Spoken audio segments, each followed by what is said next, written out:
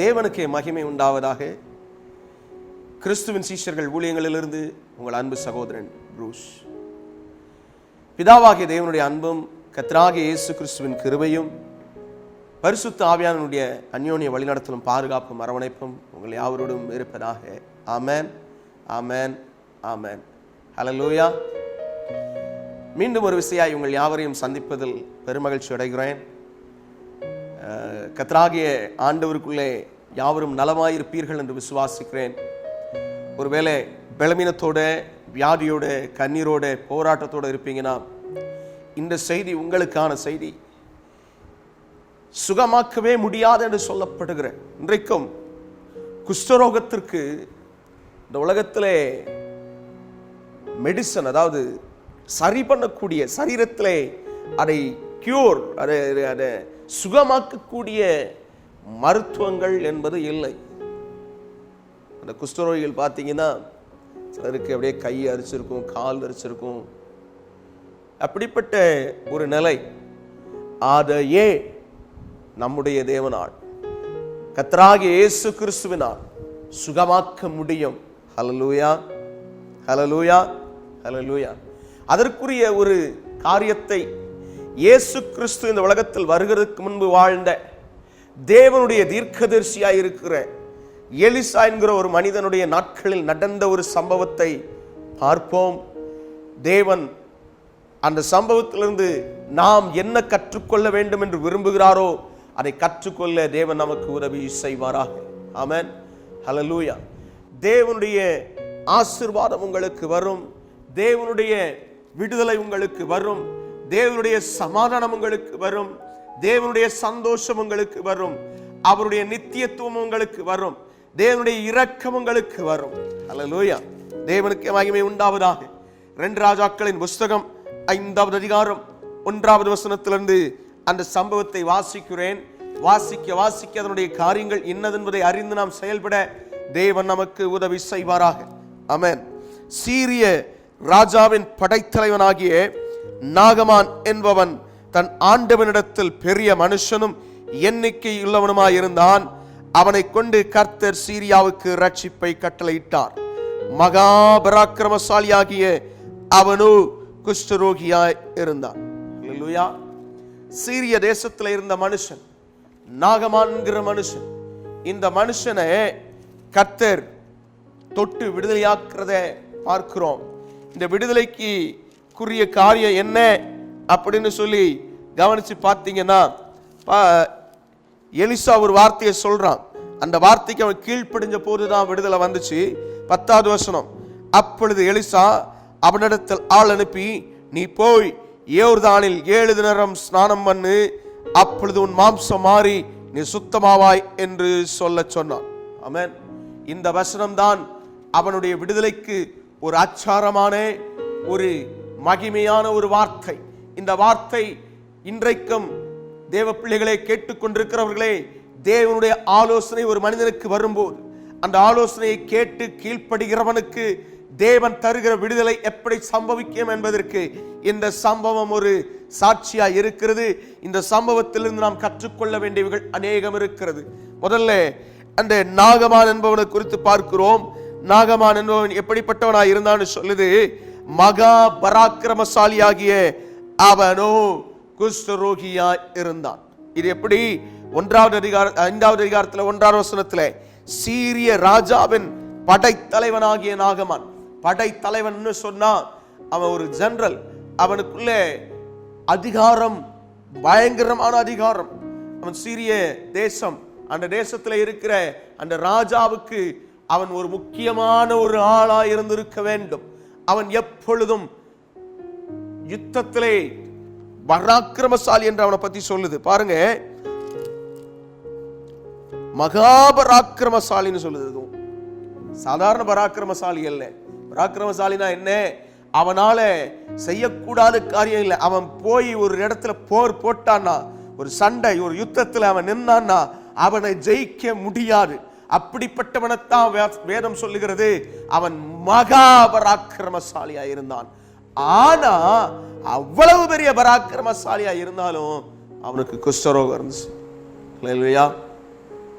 பழைய ஏற்பாட்டில் பின்னாட்களிலே பார்ப்பீங்கன்னா குஷ்டரோகம் பிடித்தவர்கள் பாளையத்துக்குள்ளே இருக்க முடியாது. அதனால் இவனும் என்ன பண்ணியிருக்க வேண்டும், வெளியிலே தனியாக ஒரு வீட்டில் தனியாக அவன் வாழ்ந்திருக்க வேண்டிய ஒரு சூழ்நிலையில் தான் இருந்திருக்க வேண்டும். அவனுடைய மனைவி என்ன பின்னாடி பார்க்கிறோம், மனைவி அவன் கூட இருக்கிறது பின்னாடி தெரியுது. பாருங்க, 2வது வசனம் சொல்லுது, சீரியாவிலிருந்து தண்டுகள் புறப்பட்டு இஸ்ரவேல் தேசத்திலிருந்து ஒரு சிறு பெண்ணை சிறைபிடித்து கொண்டு வந்திருந்தார்கள். அவள் நாகமானின் மனைவிக்கு பணிவிடை செய்து கொண்டிருந்தாள். ஹல்லேலூயா, ஹல்லேலூயா. பாருங்க, நாகமானுக்கல்ல, நாகமானின் மனைவிக்கு பணிவிடை செய்து கொண்டிருந்த ஒரு இஸ்ரவேல் தேசத்திலிருந்து ஒரு அடிமையாய் பிடித்து கொண்டு வரப்பட்ட ஒரு சிறு பெண். ஹல்லேலூயா. தேவனுடைய வார்த்தையை குறித்து நீங்கள் நினைக்கலாம், நான் ஒரு சாதாரண ஆளு, நான் ஒரு சின்ன பையன் அல்லது ஒரு சின்ன பொண்ணு, என்னால ஒன்னும் செய்ய முடியாது, எனக்கு எதுவுமே தெரியாது என்று சொல்லி நீங்க சொல்லலாம். இங்கே சொல்லுகிறது ஒரு சிறு பெண். ஹல்லேலூயா. ஒரு சிறு பெண்ணை என்று எழுதப்பட்டிருக்கிறது. அந்த சிறு பெண் அடிமைத்தனத்தில் இருந்தாலும் தேவனை சரியாய் அறிந்திருந்த ஒரு பெண்ணாய் இருந்தாள் என்கிற அதுக்கு அடுத்த வசனம் சொல்லுகிறது. அவள் தன் நாச்சியாரை பார்த்து, 3வது வசனம், அவள் தன் நாச்சியாரை பார்த்து, என் ஆண்டவன் சமாரியாவில் இருக்கிற தீர்க்கதரிசியினிடத்தில் போவாரானால் நலமாயிருக்கும். இந்த பெண் அப்ப என்ன பண்ணியிருக்கிறா, நாகமானுடைய வேதனையை கவனித்திருக்கிறாள், அவனுடைய நிலைமையை பார்த்திருக்கிறாள். அவளுடைய நிலைமையை பார்த்து இந்த பெண்ணு சொல்றாள், அந்த தீர்க்கதரிசி கிட்ட போனா நலமா இருக்குன்னு சொல்றாள். இந்த தீர்க்கதரிசி நாகமான போல முன்னாடி வேற யாரையும் சுகமாக்கல. அல்லேலூயா. ஆனா இவளுக்குள்ள என்ன ஒரு விசுவாசம் பாருங்க, என் தேவனால் எல்லாம் கூடும் என்று சொல்லி அவள் அந்த காரியத்தை அந்த தீர்க்கதரிசியின் இடத்துல போனீன்னா உனக்கு விடுதலை கிடைக்கும்னு சொல்லி அந்த பெண் தன்னுடைய நாச்சியார், அதாவது நாகமானின் மனைவியினிடத்துல சொல்லுகிறாள். அவள் அதை கவனிக்கிறாள். அதை கொஞ்சம் கவனிச்சு பாருங்க. இதுல இருந்து என்ன விளங்குதுன்னு கேட்டா, இவனுக்கு எப்படியாவது சரியாயிராதான்னு சொல்லி இவங்க பார்க்காத வைத்தியமே இல்லைங்கிறது தெரியுது இதுல இருந்து. அல்லேலூயா. இன்றைக்கும் மனிதர்களுடைய குணம் அதுதானே. ஒரு வியாதி பட்டுட்டாங்கன்னு சொன்னா எல்லா வைத்தியங்களையும் பார்ப்பாங்க. இங்க போறேன் அங்க போறேன், கேட்கல அப்படின்னு சொன்னா அடுத்த ஆள் சொல்றத கேட்பாங்க, அங்க போவாங்க, அங்க சுகம் வந்துடாதா, இங்க சுகம் வந்துடாதா, போய்கிட்டே இருப்பாங்க. அப்படி இருக்கும்போது நீ தீர்க்கதரிசி கிட்ட போனா போதும், உனக்கு சுகம் வரணும். உடனே ஃபர்ஸ்ட் இதை யாரு ஏற்றுக்கொண்டாள் என்றால், நாகமானின் மனைவி அதை ஏற்றுக்கொண்டு பாருங்களேன், அவர் இவருடைய குஷ்டரோகத்தை நீக்கி விடுவார் என்றாள். தெளிவா சாட்சி கொடுக்கிறான். நீ அங்க போனீனா, எலிசா கிட்ட போனீனா போதும், அதாவது தீர்க்கதரிசி கிட்ட போனா போதும், அவர் சுகம் கொடுத்துருவார்னு சொல்றான். அவர் சொன்ன சுவிசேஷம் திட்டம் தெளிவுமாக அங்கே சொல்லப்படுகிறது. அதை அப்பொழுது அவள் போய், அதாவது யாரு, 4வது வசனத்திலே, நாகமானின் மனைவி போய் இஸ்ரவேல் தேசத்து பெண் இன்ன பிரகாரமாய் சொல்லுகிறாள் என்று தன் ஆண்டவனிடத்தில் அறிவித்தாள். அல்லேலூயா. வீடுதான், அவன் தனியா இருந்திருக்க வேண்டும். இன்றைக்கு எப்படி சில வியாதிகள் வந்து மனிதர்களை தனிமைப்படுத்தி இருக்கிறதோ, அப்படி போலத்தான் அவனும் தனியாயிருந்து அவஸ்தைப்பட்டு கொண்டிருக்க வேண்டும். அவனுக்கு பணம் இருந்தது, புகழ் இருந்தது, மிகுந்த பலம் இருந்தது, பராக்கிரமசாலி. அவனை பத்தி எழுதியிருக்கு வேதம், மகாபராக்கிரமசாலி என்று எழுதப்பட்டிருக்கிறது. அப்படி இருந்தும் கூட அவனுடைய குஷ்டரோகம் என்ன பண்ணிடுச்சு, அவனை தனிமைப்படுத்தி வைக்கிற ஒரு நிலைமை. இன்றைக்கும் சில வியாதிகளிலே தனிமைப்படுத்தப்பட்ட நிலையிலே நீங்கள் இருக்கக்கூடும். என் ஆண்டவராகிய இயேசு சொல்லுகிறார், தீர்க்கதரிசியாகிய எலிசாவை போய் பார். அல்லேலூயா. அன்றைக்கு அப்படி இருந்துச்சு தீர்க்கதரிசிகள். இன்றைக்கு தேவனுடைய மனிதர்கள், தேவனுடைய வரங்களை பெற்ற மனிதர்கள் இன்றைக்கு அநேகர் உண்டு. தேவனுடைய சத்துவத்தின் வல்லமையை கையிலே வைத்திருக்கிற மனிதர்கள் உண்டு. தேவனால் கொடுக்கப்பட்டிருக்கிற அந்த கிருபையை செலவழிக்கிறவர்கள் உண்டு. அல்லேலூயா. எலிசாவை போல செயல்படுறவங்களும் உண்டு. ஆமென். எலிசா எல்லாத்தையும் பண்ணிட்டு நாகமான் கொடுத்ததை வாங்கவே இல்லை. அல்லேலூயா. அப்படிப்பட்ட ஒரு தேவனுடைய மனுஷன். ஹல்லேலூயா, ஹல்லேலூயா. அவனுக்கும் பொருளாதார தேவைகள் இருந்திருக்கும், ஆனால் அதை தொடரல. ஆமென். தேவனுடைய சித்தத்தின்படிதான் செயல்பட்டான் எலிசா.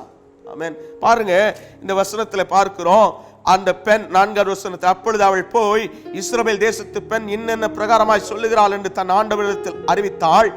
அப்பொழுது சீரியாவின் ராஜா, நல்லது, போகலாம், இஸ்ரவேலின் ராஜாவுக்கு நிருபம் தருகிறேன் என்றான். இந்த இடத்துல இவன் என்ன பண்ணுனா அப்படின்னு சொல்லி, யாரு நாகமான் என்ன செஞ்சான்னு எழுதல. ஆனா இவ சொன்னதை கேட்டு நாகமான் போய் என்ன பண்ணிருக்கணும், சீரியாவின் ராஜாவின் இடத்துல பேசி இருக்க வேண்டும். அவன் உடனே சொல்றான், அப்படியா சங்கதி, சரி, என்னுடைய உத்தம ஊழியக்காரனுக்கு, என்னுடைய வேலைக்காரனுக்கு, ஒரு பராக்கிரமசாலியா இருக்கிற அந்த மனுஷனுக்கு சுகம் கிடைச்சிட்டா அவனுக்கு என்ன வந்துடும், இன்னும் அவனுடைய ஆர்மியில ஒரு பெரிய பலன் பெற்ற மாதிரி இருக்கும் இல்லையா? அதனால தான் அவன் சரி அப்படின்னு சொல்லி என்ன செய்யறான், இஸ்ரவேலின் ராஜாவுக்கு நிருபம் தருகிறேன் என்றான். இதுல ஒரு விஷயத்தை கவனிக்கணும். ராஜாவினிடத்தில் போனால் ராஜா ராஜாவிடத்தில் தான் பேசுவான். அங்கே உள்ளே இருக்கிற ஆளு கிட்ட போய் பேசணுங்கிற எண்ணம் இவனுக்கு தெரியல. இன்றைக்கு அநேகர் யாருக்கிட்ட எங்க போய் எதை பேசணுங்கிற அந்த விவரம் தெரியாததுனால, எந்த இடத்துல போனா எனக்கு விடுதலை வரும் என்று அந்த அறிவு அவர்களுக்கு இல்லாததுனால தான் விடுதலை என்னமாகுது, தாமதாகுது. அல்லேலூயா. சரியான ஒரு தேவனுடைய மனிதனோடு இணைந்து கொள்ளுங்கள். சரியான தேவனுடைய அபிஷேகத்தை பெற்றவனோடு இணைந்து கொள்ளுங்கள். சரியாய் இயேசு கிறிஸ்துவினால் நடத்தப்படுகிற ஊழியக்காரர்களோடு இணைந்து கொள்ளுங்கள். அல்லேலூயா. அப்படிப்பட்டவர்கள் மூலமாய் நிச்சயமாய் கர்த்தர் அற்புத சுகத்தை உங்களுக்கு தந்தருளுவார். ஆமென். ஹalleluya. தேவனுக்கே மகிமை உண்டாவதாக. பாருங்க, இவன் அப்படி சொன்னா என்ன சொல்றான் பாருங்க, நிருபம் தருகிறேன்னு சொன்னா, அப்படியே அவன் தன் கையிலே 10 தாலந்து வெள்ளியையும் 6000 சேக்கல் நிறை பொன்னையும் 10 மாற்று வஸ்திரங்களையும் எடுத்துக்கொண்டு போய், ஏன்னா அவன் வர்றவன் தெளிவா வந்தது ஒன்று சாதாரண என்னது, நான் ஒரு தேவனுடைய மனுஷனை பார்க்க போறேன், இவனுக்கும் ஒரு சத்தியம் தெரிஞ்சிருக்கு. ஏன்னா சாமுவேல் நாட்களில் பார்க்கிறோம், சவுல் தேவனுடைய மனுஷனுக்கு கொடுக்கறதுக்கு என்கிட்ட ஒண்ணுமே இல்லையேன்னு சொல்றான், கையில கொண்டு போறான். அதே மாதிரி இங்க இவனும் ஒரு சில ஐட்டங்களை என்னெல்லாம் தேவையா இருக்குமோ, ஒரு நல்ல ஒரு உச்சிதமான, இவனால என்ன பெஸ்டா கொடுக்க முடியுமோ அதை கொண்டு வருகிறான். அல்லேலூயா. இஸ்ரவேலின் ராஜாவினிடத்தில் அந்த நிருபத்தை கொடுத்தான். அதிலே இந்த நிருபத்தை உம்மிடத்தில் என் ஊழியக்காரனாகிய 6வது வசனத்தை வாசிக்கிறேன், ஊழியக்காரனாகிய நாகமான் கொண்டு வருவான், நீர் அவன் குஷ்டரோகத்தை நீக்கிவிட அவனை உம்மிடத்தில் அனுப்பி இருக்கிறேன் என்று எழுதியிருந்தது. அல்லேலூயா. ராஜா என்ன பண்ணணும், ராஜா இன்னொரு நாட்டு ராஜா, இந்த ராஜாவுக்கு மூலமாத்தான் அங்க இருக்கிற பிரஜை கிட்ட இந்த செய்தியை சொல்லி, இவனுக்கு இந்த காரியம் இருக்குப்பா, இந்த காரியத்தை செய்ப்பான்னு சொல்லி ஒரு உதவியை கேட்கிற அடிப்படையில் செயல்படுறான். யாரு, சீரியா ராஜாவுக்கு விவரம் தெரியாதது ஒன்றும் அதிசயம் இல்லை, அவனுக்கு என்னன்னு தெரியல யாருக்கிட்ட போகணும்ட்டு. ஆனாலும் இங்க வந்த இடத்துல இங்க இருக்கிற ராஜாவுக்கு தெரிஞ்சிருக்கணுமா இல்லையா? ஆனா இவனுக்கு தெரியல. என்ன பண்ணி கேட்கிறான் பாருங்க, 7வது வசனம், இஸ்ரவேலின் ராஜா அந்த நிருபத்தை வாசித்த போது அவன் தன் வஸ்திரங்களை கிழித்து கொண்டு ஒரு மனுஷனை அவன் குஷ்டரோகத்தினின்று நீக்கிவிட வேண்டும் என்று அவன் என்னிடத்தில் நிருபம் அனுப்புகிறதற்கு கொல்லவும் உயிர்ப்பிக்கவும் நான் தேவனா, இவன் என்னை விரோதிக்க சமயம் தேடுகிறான் என்பதை சிந்தித்து பாருங்கள் என்றான். அந்த அடிமையா போன அந்த சின்ன பெண்ணுக்குள்ள இருந்த தேவ வெளிச்சம், வேத சத்தியம், எங்க போனா விடுதலை என்று சொல்லப்படுகிற அந்த ஒரு தெளிவான பார்வை இஸ்ரவேலின் ராஜா கிட்ட இல்லை. அல்லேலூயா. இன்றைக்கு பல நேரம் சபைகள்ல அல்லது ஊழியங்கள்ல கூட தலைவர்களுக்கு ஐயோ இப்படி கேட்கிறாங்களே, எங்க போய் இதை சரி பண்ணுவோன்னு தெரியலேன்னு சொல்லுகிற குழப்பத்தில் இருக்கிறவர்களும் உண்டு. அல்லது குடும்பத்தை நிர்வகிக்கிறவர்களும் கூட இந்த காரியத்தில் என்ன செய்வோன்னு தெரியலையே அப்படின்னு சொல்லி குழம்பிக் கொண்டிருக்கிறவர்களும் உண்டு. சத்தியத்தை சரியா தெரிஞ்சவங்களா நாம மாறுனா சத்தியத்தையும் அறிவீர்கள், சத்தியம் உங்களை விடுதலை ஆக்கும் என்று வேதம் சொல்லுகிறது. ஆமென். சத்தியத்தை அறிகிற அந்த அறிவு நமக்கு அவசியமா இருக்கிறது. பிரியமானவர்களே, பாருங்க, இத எலிசா என்ன பண்ணுனா பாருங்க, 8வது வசனம். இஸ்ரவேலின் ராஜா தன் வஸ்திரங்களை கிழித்து கொண்ட செய்தியை தேவனுடைய மனுஷனாகிய எலிசா கேட்டபோது. இந்த இடத்துல சொல்லுது, எலிசாவுக்கு மறைவான காரியங்களே இல்லை, ஆனா அங்க எலிசாவுக்கு யாரோ ஒருவர் அறிவித்திருக்கிறார்கள். சில நேரம் தேவன் என்னத்தான் நடக்கு காரியத்தை சொல்லிவிடுவார், இப்படிதான் செய்யணும்ட்டு. அதை சரியா செய்யலன்னு வைங்களேன், என்னத்தான் நடக்குது, இவங்க எப்படிதான் செய்யறாங்கன்னு சொல்லி பார்க்கிறதுக்கு பொறுமையா காத்திருப்பார். அல்லேலூயா. இன்னைக்கு பல நேரம் ஆண்டவர் நம்மகிட்ட பல விஷயங்களை சொல்லி அதற்கு நான் கீழ்ப்படியாத போது, அந்த விஷயத்திற்கு நான் கீழ்ப்படிந்து நடக்காத போது என்ன ஆயிரும்? பொறுமையா எப்படிதான் வருதுன்னு பார்ப்போம். நான் சொல்லிட்டேன், இவன் சரியா செய்யல அப்படின்னு சொல்லிட்டு பொறுமையாத்தான் கவனிச்சுக்கிட்டு இருப்பாரு. ஆனாலும் இன்னொன்னையும் செய்வாரு. கரெக்டா எந்த ஊழியக்காரனுக்கு யாருக்கு இந்த காரியம் போய் சேர வேண்டும் என்று தேவன் கிரியை செய்கிறதுக்கு ஆயத்தமாயிருந்தாரோ அவனுடைய காதுகள் அந்த செய்தியை எட்டும்படிக்கு செய்தார். ஆமென், ஹல்லேலூயா. அப்படி அந்த காதுல அவனுக்கு அந்த செய்தி வந்த உடனே 8வது வசனம், அவன் நீர் உம்முடைய வஸ்திரங்களை கிழித்துக் கொள்வானேன், அவன் என்னிடத்தில் வந்து இஸ்ரவேலிலே தீர்க்கதரிசி உண்டென்பதை அறிந்து கொள்ளட்டும் என்று ராஜாவுக்கு சொல்லி அனுப்பினான். அல்லேலூயா. ராஜாவுக்கு என்ன பண்ண வேண்டியிருக்கு? சொல்ல வேண்டியிருக்கு. எப்பா, நீ ஏன் வஸ்திரத்தை கிழிச்சு இது பண்ற, என்கிட்ட அனுப்பு, இஸ்ரவேலிலே தீர்க்கதரிசி உண்டென்று அவன் அறிஞ்சு கொள்ளட்டும், அனுப்பு அப்படின்னு சொல்லிட்டான். சொன்ன உடனே பாருங்க 9வது வசனம், அப்படியே நாகமான் தன் குதிரைகளோடும் தன் ரதத்தோடும் வந்து எலிசாவின் வாசற்படியிலே நின்றான். கிளம்பிட்டான், வாசற்படியில வந்துட்டான், அங்க வந்து நிற்கிறான்.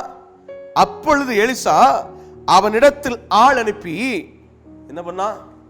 கொஞ்சம் யோசிச்சு பாருங்க இந்த காரியத்தெல்லாம். எலிசா எப்படிப்பட்ட வீட்டில் இருந்தான்னு தெரியல, ஆனா எலிசாவுக்கு ஒரு வேலையாள் இருந்திருக்கு.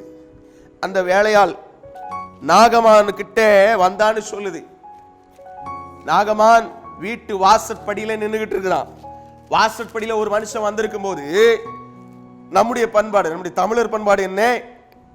ஒருத்தர் வாசற்படியில வந்தா வெளியில வந்து வாங்க உள்ளே அப்படின்னு கூப்பிடுவோம். ஆனா இங்கே தேவனுடைய மனுஷன் தேவனுடைய பார்வையிலே பார்க்கிற மனிதன் செய்த ஒரு காரியம், வெளியவே வரல. வெளியவே வராம என்ன பண்ணான் பாருங்க. அப்பொழுது எலிசா 10வது வசனம், அவனிடத்தில் ஆள் அனுப்பி நீ போய் யோர்தானில் 7 தரம் ஸ்நானம் பண்ணு, அப்பொழுது உன் மாம்சம் மாறி நீ சுத்தமாவா என்று சொல்ல சொன்னான். அல்லேலூயா. கிளியர் ஸ்டேட்மெண்ட், தெளிவா சொல்றான் எலிசா. நீ என்கிட்ட வந்துட்டப்பா, என்கிட்ட உனக்கு வேலை இல்லையே, நீ போய் யோர்தான்ல முங்கி எந்திரி. அல்லேலூயா. யோர்தான் என்பது கர்த்தருடைய ஆவியானவருக்கு சமமாய், ஆவியானவர் தான் தண்ணீர் என்று, ஜீவ தண்ணீர் என்று எழுதப்பட்டிருக்கிறது வேதத்திலே. ஜீவ தண்ணீர் உள்ள ஊற்றுகள் இருதயத்திலே புறப்படும் என்று கர்த்தராகிய இயேசுவும் சொன்னார். அப்படி ஜீவ தண்ணீராய், அதாவது நதி, எசேக்கியேல் 47 சொல்லுது, அப்படியே தேவனுடைய சிங்காசனத்திலிருந்து அப்படியே புறப்பட்டு வந்த ஒரு நதி. அந்த நதி அப்படியே பரவி பரவி அது பெரிதா இருந்ததாய் சொல்லப்பட்டிருக்கிறது. அப்போ தேவ ஆவியானவருக்கு அடையாளமாக யோர்தான்ல போய் முங்கு அப்படின்னு சொல்றான். அல்லேலூயா. அப்போ தேவ ஆவியானவரின் பலன் ஒரு மனிதனை மூழ்கும் போது, தேவ ஆவியானவரின் பலத்திற்குள்ளே ஒரு மனிதன் மூழ்கும் போது, அந்த அனுபவத்திற்குள்ளே அந்த மனிதன் கடந்து வரும்போது அவனுக்கு நிச்சயமாய் விடுதலை உண்டு. ஆமென், ஹல்லேலூயா. தேவனுக்கே மகிமை உண்டாவதாக. பாருங்க, இவன் சொன்னா அதற்கு 11வது வசனம், 2 ராஜாக்கள் 5:11 வாசிக்கிறேன். அதற்கு நாகமான் கடுங்கோபம் கொண்டு புறப்பட்டு போய் என்ன பண்றான்? கடுங்கோபம். எப்படி போட்டிருக்கு பாருங்களேன், கடுங்கோபம் கொண்டு. சாதாரண கோபம் இல்ல, கடுங்கோபம் சொல்றான் பாருங்க.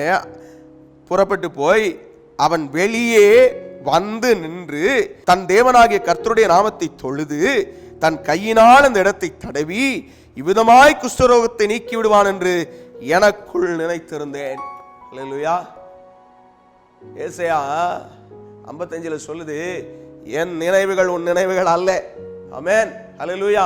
இன்றைக்கு பல நேரம் நாம நினைக்கிறோம், இப்படி எனக்கு விடுதலை வந்துடும், அல்லது இப்படி என் வாழ்க்கையில சம்பவிச்சிரும், இந்த காரியத்தின் அடிப்படையில் என்னுடைய வாழ்க்கை மாறிடும், இப்படி நடந்துட்டா எனக்கு நல்லா இருக்கும். இப்படி எனக்குள்ளே அல்லது ஒவ்வொரு மனிதருக்குள்ளே இருக்கிற சிந்தனைகள் இப்படியா இருக்கிறது. ஆனால் தேவனுடைய பார்வை, தேவனுடைய சிந்தை அது அல்ல பிரியமானவர்களே. அல்லேலூயா. தேவனுக்கே மகிமை உண்டாவதாக. இந்த இடத்துல பாருங்களேன், நினைத்திருந்தேன் 12வது சொல்றான், நான் ஸ்நானம் பண்ணி சுத்தமாகிறதற்கு இஸ்ரவேலின் தண்ணீர்கள் எல்லாவற்றை பார்க்கிலும் தமஸ்குவின் நதிகளாகிய ஆப்னாவும் பர்பாரும் நல்லதல்லவோ என்று சொல்லி உக்கிரத்தோடே திரும்பி போனான். அல்லேலூயா. இந்த இடத்துல கடுங்கோபம்னு ஒரு வார்த்தையும் சொல்லுது, உக்கிரம்னு சொல்லுது. ரெண்டுத்துக்கும் என்ன சொல்றது, அந்த ஒரு மனுஷனுக்கு கோபம் வந்தோன்னு அப்படி அந்த முக சாயலே மாறி உக்கிரம்னு சொன்னா அந்த கோபம் குறையாம அது அப்படியே அவனுக்குள்ள அப்படியே சஸ்டெயின் ஆகி அப்படியே நின்றுகிட்டே குறையல அவனுக்குள்ள. இவனை பத்தி முதல் வசனத்தை வாசிக்கிறோம், மகாபராக்கிரமசாலி. அப்ப இவனுக்கு அந்த கோபம் வந்துச்சுன்னா எதிரில் இருக்கிற ஆள் என்ன ஆவான்? அல்லேலூயா. எதிரில் இருக்கிற ஆள் நிலைமை அவ்வளவுதான், ஒண்ணுமில்லாமல் போகும். ஆனால் இந்த இடத்துல பார்க்கிறோம், இவ்வளவு கோபத்தோடு அவன் போனா, அதுக்கு பிறகு அடுத்த வசனம் சொல்லுது, அவன் ஊழியக்காரர் 13வது வசனம், அவன் ஊழியக்காரர் சமீபத்தில் வந்து அவனை நோக்கி, தகப்பனே, அந்த தீர்க்கதரிசி ஒரு பெரிய காரியத்தை செய்ய உமக்கு சொல்லி இருந்தால் அதை நீர் செய்வீர் அல்லவா? ரொம்ப தன்மையா, ஒரு அழகான வேலைக்காரர்கள். அவனுக்கு எவ்வளவு அழகா இருந்திருக்கிறாங்க பாருங்களேன். சீரியா தேசத்தினுடைய படைத்தளபதிக்கு அவனுடைய வேலைக்காரர்கள் ஒரு அருமையான வேலைக்காரர்களா இருந்திருக்கிறாங்க இல்லையா? பாருங்க, செய்திருப்பீர் அல்லவா, ஸ்நானம் பண்ணும் அப்பொழுது சுத்தமாவீர் என்று அவர் உம்மோடே சொல்லும் போது அதை செய்ய வேண்டியது எத்தனை அதிகம் என்று சொன்னார்கள். அல்லேலூயா. இந்த வசனத்தை அவன் கேட்ட உடனே அவன் முதல் நடந்து என்ன தெரியுமா, அவ்வளவு தன்மையா அந்த காரியத்தை சொன்ன உடனே அவனுடைய உக்கிர கோபம் அப்படியே தணிஞ்சது. அல்லேலூயா. ஒரு மனிதன் கோபத்திலே புரண்டு கொண்டிருக்கிறான், ஒரு மனிதன் கோபத்திலே அனல் கொண்டு அப்படியே கனல் தெரிக்கிறது போல பேசிக்கிட்டு இருக்கான்னு சொன்னா அவன்கிட்ட நம்ம பேச வேண்டிய விதம் என்ன தெரியுமா? சாந்தத்தோட பொறுமையா, வாக்குவாதமாக அல்ல, பொறுமையாக சாந்தத்தோட காரியங்களை சொல்ல வேண்டும். ஆமென். ஹல்லேலூயா. தேவனுக்கே மகிமை உண்டாவதாக. பாருங்க, இதை சொன்னாங்க 14வது வசனம், இதை அவன் கேட்ட உடனே அப்பொழுது அவன் இறங்கி தேவனுடைய மனுஷன் வார்த்தையின்படியே, தெளிவா சொல்லுது பாருங்க, தேவனுடைய மனுஷன் வார்த்தையின்படியே யோர்தானில் 7 தரம் முழுகின போது அவன் மாம்சம் ஒரு சிறு பிள்ளையின் மாம்சத்தை போல மாறி அவன் சுத்தமானான். ஹல்லேலூயா. ஹல்லேலூயா. தேவன் செய்கிற அற்புதங்கள் எல்லாம் இப்படிப்பட்டவைகளாய் இருக்கிறது. தேவனுடைய சத்தத்திற்கு ஒரு மனிதன் கீழ்ப்படியும் போது, தேவனுடைய சித்தத்திற்கு தன்னை ஒப்பு கொடுத்து தேவனுக்கு நேரே அவன் வரும்போது தேவனுடைய வல்லமை அவனுக்கு நேரே கடந்து வருகிறது. இங்க பாருங்க, இந்த இடத்துல அந்த வார்த்தையை, நீ யோர்தான்ல முங்கி எழுந்துருன்னு சொன்ன அந்த வார்த்தையத்தான் தேவன் கனம் பண்ணினாரே தவிர, இவன் கோபப்பட்டு போனான் பாருங்க, இவன் கோபப்பட்டு விலகி நின்னான் பாருங்க, அதை தேவன் மன்னிச்சிட்டார். அல்லேலூயா. எவ்வளவு பெரிய கிருபை பாருங்களேன். ஆண்டவர் இன்றைக்கு நம்ம கிட்ட எதிர்பார்க்கிறது, எப்பா நீ ஒருவேளை நான் உன்கிட்ட சொன்ன காரியத்துக்கு இதுவரைக்கும் கீழ்ப்படியலனாலும் பரவாயில்ல, இப்பவாது கீழ்ப்படி. அல்லேலூயா. நீங்க இப்ப கீழ்ப்படிஞ்சா கூட அவர் உங்களுக்கு என்ன வச்சிருக்கிறாரோ, என்ன வாக்குத்தத்தங்கள் வச்சிருக்கிறாரோ அது எல்லாத்தையும் செய்து முடிப்பார். ஆமென். இதுதான் தேவனுடைய கிருபை பிரியமானவர்களே.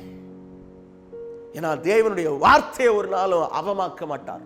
அவர் உங்களுக்கு ஒரு வாக்குத்தத்தம் தந்திருக்கிறார்னா அதை ஒரு நாள் பொய்த்து போக விட மாட்டார். ஹல்லேலூயா. பாருங்க 15வது வசனம், அப்பொழுது அவன் தன் கூட்டத்தோடெல்லாம் தேவனுடைய மனுஷனிடத்துக்கு திரும்பி வந்து அவனுக்கு முன்பாக நின்று, இதோ இஸ்ரவேலில் இருக்கிற தேவனை தவிர பூமி எங்கும் வேறே தேவன் இல்லை என்பதை அறிந்தேன். அவன் திட்டம் தெளிவா ஆண்டவரை கன்ஃபஸ் பண்றான் அந்த இடத்துல. இப்போதும் அடியேன் கையில் ஒரு காணிக்கை வாங்கிக் கொள்ள வேண்டும் என்றான். அதற்கு அவன், நான் வாங்குகிறதில்லை என்று கர்த்தருக்கு முன்பாக அவருடைய ஜீவனை கொண்டு சொல்லுகிறேன் என்றான். வாங்க வேண்டும் என்று அவனை வருந்தினாலும் தட்டுதல் பண்ணிவிட்டான். அல்லேலூயா, ஆமென். தேவனுடைய சித்தத்தின்படி செயல்படுகிற ஊழியக்காரன், தேவனுடைய காரியத்தை சரியாய் செயல்படுத்துகிற ஊழியக்காரன் என்ன செய்யுமா? அவருக்கு சித்தமானா மட்டும்தான் என்ன செய்யுமா? காணிக்கையும் வாங்கி அங்கீகரிப்பான். அல்லேலூயா, பெரிய அற்புதம், சாதாரண விஷயம் இல்லை. கையை கூட வைக்கல. அவன் சொன்ன வார்த்தை, அதுக்கு அவன் கீழ்ப்படிந்தான். போய் தண்ணீர்ல முங்கி எந்திக்கிறான். உடனே சுகம் கிடைச்சிருச்சு. 6 நேரம் முங்கினானே, 6 நேரமாவது சுகம் கிடைச்சதா? இல்லை, 7 நேரம். வசனம் சொல்றபடியே என்ன வார்த்தை வருதோ பரிபூர்ண கீழ்ப்படிதல் ஒரு ஆசீர்வாதத்தை உங்களுக்கு கொண்டு வரும். ஆமென். பிரியமானவர்களே, ஒருவேளை தேவனுக்கு நான் முழுமையா இன்னும் கீழ்ப்படியலையேன்னு நீங்க சொல்லி போராடிக்கிட்டு இருப்பீங்கன்னா, இன்றைக்கு கர்த்தர் உங்ககிட்ட எதிர்பார்க்கிற ஒரு காரியம், நீங்க முழுமையாய் கீழ்ப்படியுங்கள். கர்த்தர் நிச்சயமாய் உங்களுடைய வாழ்க்கையை ஆசீர்வதிப்பார். ஒருவேளை ஏதோ ஒரு சுகமாக்கவே முடியாத வியாதியினால நீங்க போராடிக்கிட்டு இருப்பீங்கன்னா, கர்த்தர் உங்களுக்கு சொல்றது, என்னிடத்துல வா, நான் சொல்ற ஆலோசனைப்படி செய்ய, அப்பொழுது நிச்சயம் விடுதலையாக்கப்படுவாய். ஆமென். ஹல்லேலூயா. எங்களுடைய ஊழியத்தின் மூலமாய் மாதந்தோறும் முதலாவது சனிக்கிழமை அன்று காலை 10 மணி அளவிலே இங்கே பின்வரும் விலாசத்திலே குடும்ப ஆசீர்வாத மற்றும் விடுதலையின் கூட்டங்கள் நடைபெறுகிறது. கர்த்தருக்கு சித்தமானால் நீங்கள் வந்து கலந்து கொள்ளுங்கள். தேவையோடு இருக்கிறவர்கள் வந்து கலந்து கொள்ளுங்கள். கர்த்தர் நிச்சயம் உங்களை ஆசீர்வதிப்பார். உங்களுடைய தேவைகளை சந்திப்பார். உங்கள் பலவீனங்களை மாற்றுவார். உங்கள் கண்ணீரை மாற்றுவார். உங்களுடைய வியாகுலங்களை மாற்றுவார். உங்களுடைய போராட்டங்களை மாற்றுவார். தேவனால் செய்யக்கூடாத அதிசயமான காரியம் ஒன்றுமே இல்லை. அல்லேலூயா. இதுவரைக்கும் எங்களோடு இருந்து அநேகரை விடுவித்த கர்த்தர் உங்களுக்கும் விடுதலை தர வல்லவராய் இருக்கிறார். எத்தனையோ சாட்சிகளை சொல்ல முடியும். தேவன் கல்யாணமாகாம இருந்த, ரொம்ப நாளா தடையா இருந்த அவங்களுக்கு தங்கச்சிங்களுக்கு தம்பிகளுக்கு கூட கல்யாணம் ஆயிட்டு, அந்த பிள்ளைக்கு கல்யாணம் ஆகல. அந்த பெண்ணுக்கு ஒரு மாப்பிள்ளை வந்து ஒழுங்கு செய்யப்பட்டு எல்லாம் ஆயத்தமாகிற்று. அதே போல பலவீனம், கண்ணீர், ஜபம் பண்ண அந்த பலவீனங்கள் எல்லாம் மாறி கர்த்தர் அவர்களை விடுதலை ஆக்கினார். அல்லேலூயா. சிலருக்கு கட்டிகள்னால பிரச்சனை, சிலருக்கு சரீரத்தில் ஏற்பட்ட காயங்கள் அல்லது அவர்களுடைய ஏதோ ஒரு பலவீனம், அப்படிப்பட்ட பலவீனத்தோடு வருகிற பிள்ளைகள் எல்லாம் கர்த்தர் தூக்கி எடுத்திருக்கிறார். குடி வெறியில இருந்தவங்களை கர்த்தர் மாற்றி இருக்கிறார். இது என் தேவனால் செய்யக்கூடும். என் தேவனால் எப்பேற்பட்ட சூழ்நிலையை மாற்றக்கூடும். சிலருக்கு பணத்தின் பிரச்சனைகளிலே ஒரு மாற்றத்தை தேவன் தந்திருக்கிறார். இப்படியாக தேவன் செய்த தேவன் உங்களுக்கும் செய்ய வல்லவராய் இருக்கிறார். ஆமென், ஆமென், ஆமென். ஜெபிப்போம். ஹல்லேலூயா. தேவனே, இந்த நல்ல நேரத்திலே நோக்கி பார்க்கிறோம். இந்த சத்திய வார்த்தைகளை கேட்ட பிள்ளைகள், பலவீனத்தோடு கண்ணீரோடு வியாதியோடு இருக்கிற பிள்ளைகள், ஆண்டவரே ஒரு விடுதலையை பெரும்படிக்கு, ஆண்டவரே இந்த நாகமான் பெற்ற சுகத்தை போலவே அந்த பிள்ளைகளும் தங்களுடைய வாழ்க்கையிலே சுகத்தை அனுபவிக்கத்தக்கராய் கர்த்தர் அனுக்கிரகத்தை தந்தருளும்படி இடத்தில் வேண்டிக் கொள்கிறேன். தேவனுடைய கிருபையின் கரம் ஒவ்வொருவரையும் தொடுவதாக, ஆளுகை செய்வதாக, தேவ பலன் இருப்பதாக. ஆண்டவரே, சரீரத்திலே போராடி கொண்டிருக்கிற பிள்ளைகளை, வைத்தியர்கள் கைவிட்ட நிலையிலே இருக்கிற மகளே, இயேசுவின் நாமத்திலே உன்னுடைய டியூமர் கட்டி உடைகிறது இப்பொழுது.